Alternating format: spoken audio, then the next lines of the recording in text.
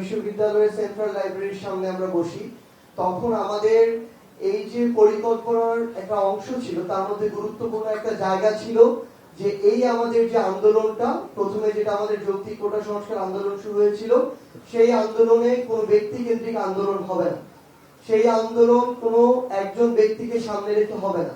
এ কারণে আপনারা দেখে থাকবেন ওই জুলাইয়ের যে সময়গুলো ছিল, ওই সময়ে শাহবাগের উন্মুক্ত মঞ্চ বলেন, রাজু ভাস্কর্য বলেন, কিংবা অন্য কোনো জায়গায় এক এক দিন এক একজন ব্যক্তি এক এক দায়িত্ব পালন করত, এক এক দিন সামনের সারিতে এক একজন ব্যক্তি থাকতো।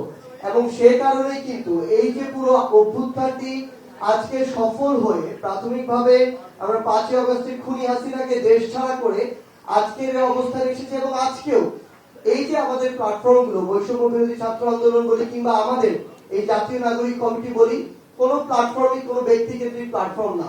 আমরা আমাদের জায়গা থেকে মনে করি যে বাংলাদেশের যে মানুষ, তরুণ প্রজন্ম, তারা তাদের জায়গায় এই পরিবারতন্ত্র এবং ব্যক্তি কেন্দ্রিক যে রাজনীতি, এটার উপরে বিরক্ত। এবং আমরা আমাদের জায়গা থেকে তরুণ প্রজন্ম এটা চাই না। আমরা আমাদের জায়গা থেকে মনে করি যারা যেই জায়গাটার যোগ্য, তাদের ওই যোগ্যতার ভিত্তিতে, এই যোগ্যতার অনেক প্যারামিটার হতে পারে, লিডারশিপ, হতে পারে কমিউনিকেশন স্কিল, হতে পারে অর্গানাইজিং ক্যাপাবিলিটি, আরো অনেক কিছু হতে পারে। কিন্তু তাদের ওই যোগ্যতার ভিত্তিতে যারা যে জায়গাটা ডিজার্ভ করে, তাদেরকে সেই জায়গাটাতে নিতে আমাদের হেল্প করতে হবে। এবং আমরা আমাদের জায়গা থেকে আমাদের জাতীয় নাগরিক কমিটির সেন্ট্রাল জায়গায় আমাদের যে কেন্দ্রীয় কমিটি রয়েছে, বৈষম্য বিরোধী ছাত্র আন্দোলনের নির্বাহী কমিটি রয়েছে, সামগ্রিকভাবে আমাদের যে নতুন রাজনৈতিক দল আসবে, এই প্রত্যেকটি জায়গায় আমাদের নির্দিষ্ট সময় পর পর কাউন্সিল হবে। এবং যারা এই কাউন্সিলের কোন একটি নির্দিষ্ট কাউন্সিলের সদস্য হবে, তাদের সরাসরি ভোটের ভিত্তিতে আমরা এই বিষয়টি নিশ্চিত করব যে তারা তাদের প্রতিনিধি নির্বাচন করবে। তো আমরা এটা অবশ্যই আপনাদেরকে আমাদের জায়গা থেকে কথা দিতে পারি যে আগামীর বাংলাদেশে আমরা শুধু গণতন্ত্র দেশে দেখতে চাই না, আমরা যে রাজনৈতিক দলগুলো করতে চাই এবং দেখতে চাই, সেগুলোর ভিতরেও গণতন্ত্র দেখতে চাই। আমি আমার জায়গা থেকে আহ্বান করলাম, খুনি হাসিনার দোসররা গিরগিটির মতো অন্য রূপে আমার কাছে চলে আসলো, সেই সুযোগটি আমরা হতে দিব না।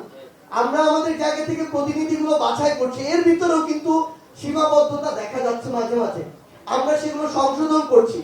আমরা এই ফেব্রুয়ারির মধ্যেই বাংলাদেশের প্রত্যেকটি থানা এবং উপজেলায় পৌঁছে যাব এবং আমাদের এই প্রতিনিধিরা এক একজন লিডার হয়ে বাংলাদেশের প্রত্যেকটি ঘরে পৌঁছে যাবে। আমরা শুধু আপনাদেরকে একটি কথাই বলি, এই মাসের মধ্যে আমাদের বাংলাদেশে নতুন করে ছাত্র জনতার নেতৃত্বে নতুন একটি রাজনৈতিক দল আসছে।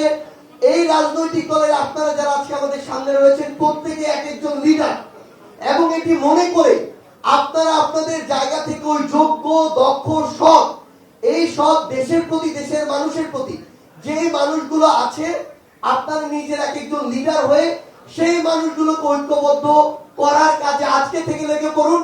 আমরা বিশ্বাস করি, আমরা যদি ওই স্পিরিটটাকে সামনে নিয়ে আগামীর বাংলাদেশে কাজ করতে পারি, খুব বেশি দেরি নয়, আগামীর বাংলাদেশের ছাত্র জনতার রায় আপনারা এই বাংলাদেশের সংসদে বাংলাদেশের জনগণের প্রতিনিধিত্ব করবেন।